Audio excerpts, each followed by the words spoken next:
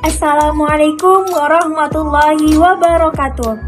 Halo Sobat IPA, perkenalkan nama saya Rahma Fitri Abriani Harahap dari IPA C 2022.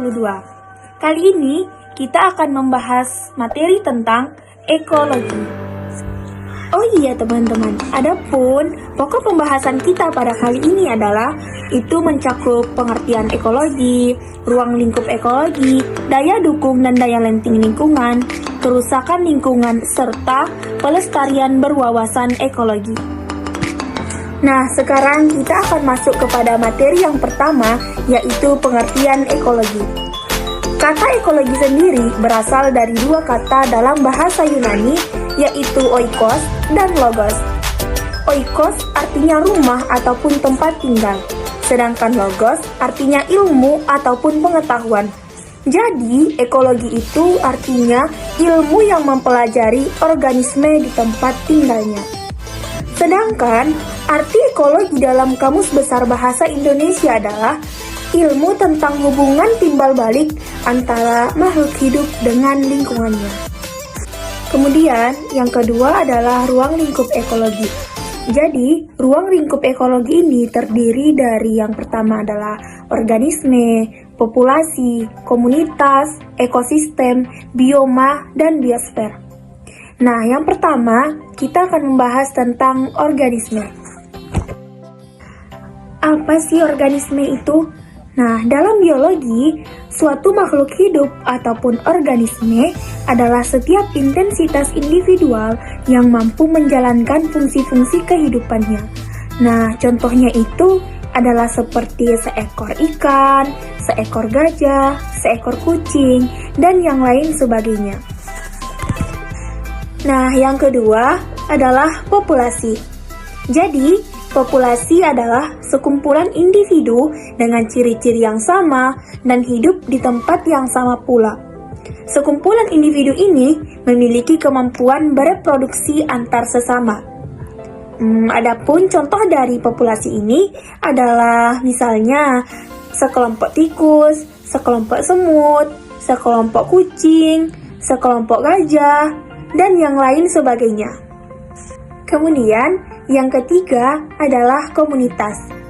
Komunitas adalah suatu kelompok makhluk hidup yang terdiri atas beberapa populasi dari sejumlah spesies yang berbeda, yang saling melakukan interaksi antara yang satu dengan yang lainnya pada suatu tempat.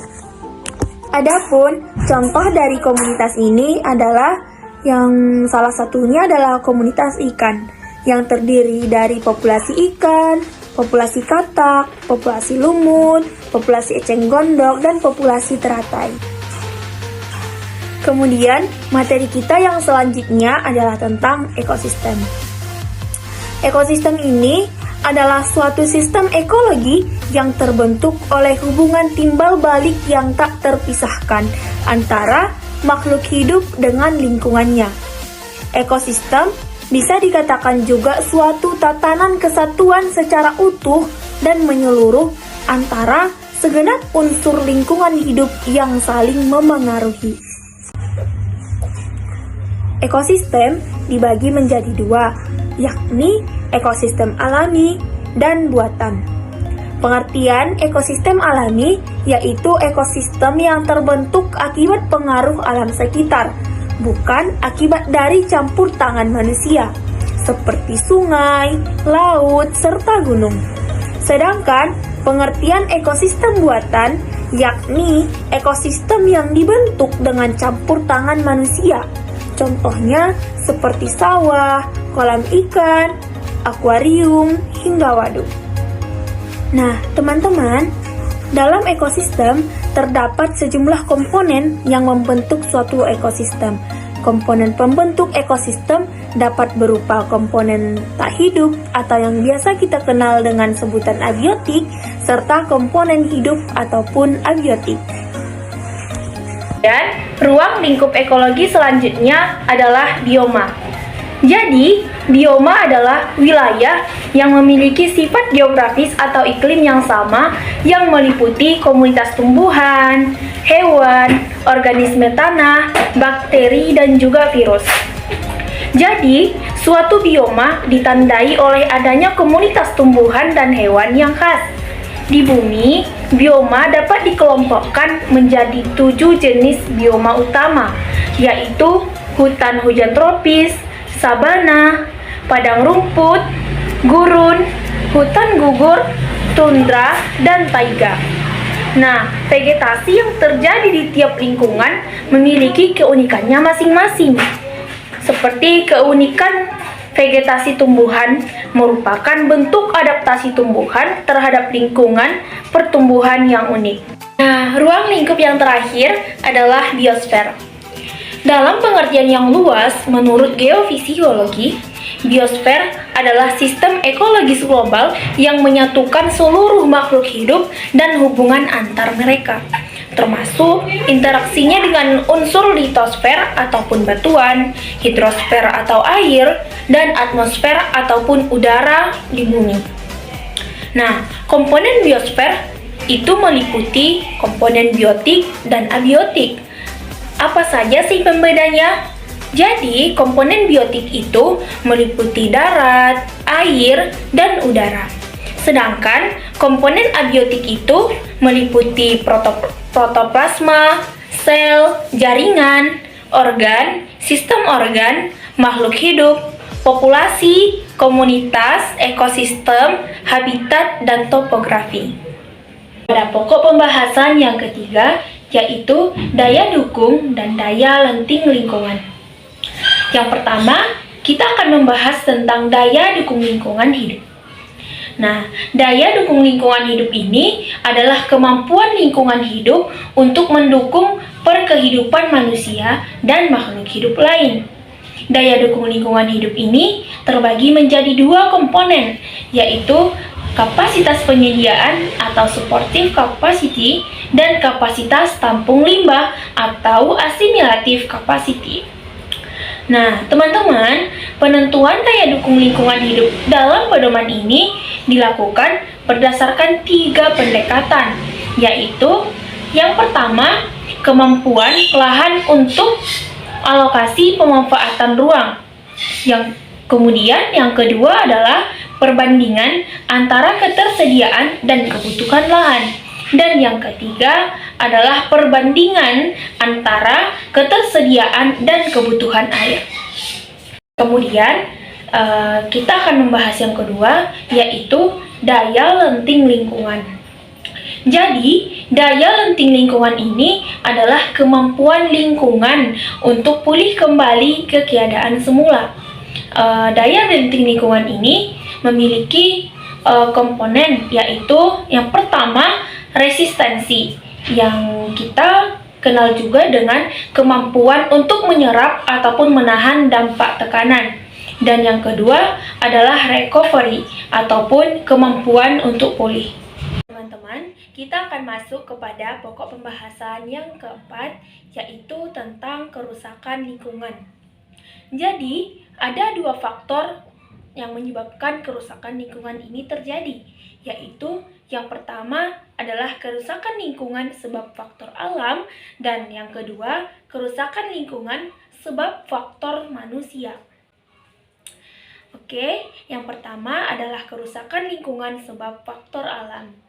Jadi, kerusakan lingkungan sebab faktor alam ini contohnya adalah gempa bumi. Nah, gempa bumi ini terjadi karena adanya pergerakan lempeng bumi ataupun aktivitas gunung berapi, dan dampaknya bergantung pada besarnya kekuatan gempa. Gempa bumi ini akan mengakibatkan banyak bangunan yang roboh, terjadi tanah longsor, dan terputusnya jalur transportasi. Kemudian, contoh yang kedua adalah gunung meletus. Saat meletus, gunung berapi ini akan mengeluarkan abu vulkanik, lahar, lava, kemudian uap panas, dan material lainnya yang dapat merusak lingkungan.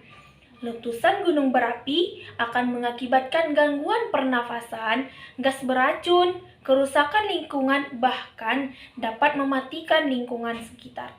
Nah, kemudian faktor dari kerusakan lingkungan yang kedua adalah kerusakan lingkungan sebab faktor manusia. Apa sih contohnya? Jadi, salah satu contohnya itu adalah membuang sampah sembarangan.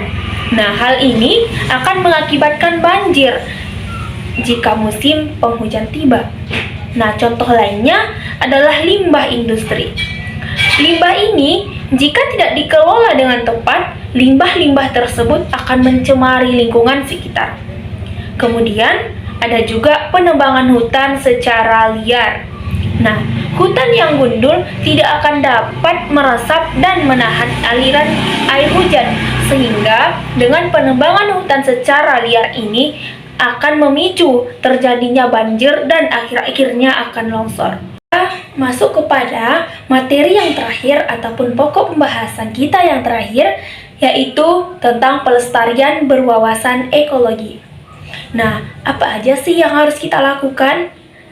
Jadi, kita itu dianjurkan untuk melakukan yaitu menanam 1000 pohon, mengurangi pencemaran udara, tidak melakukan perburuan ataupun penebangan hutan secara liar, kemudian tidak membuang sampah ke saluran air. Nah, cara ini haruslah kita lakukan dalam kehidupan sehari-hari agar lingkungan kita itu tetap bersih dan terjaga.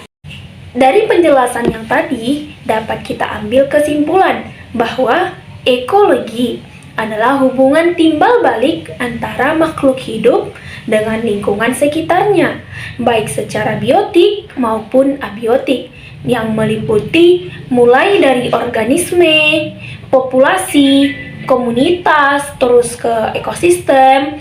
Nah, setelah ekosistem itu bioma serta biosfer sehingga membentuk suatu sistem ekologi, dan semuanya itu saling berkaitan.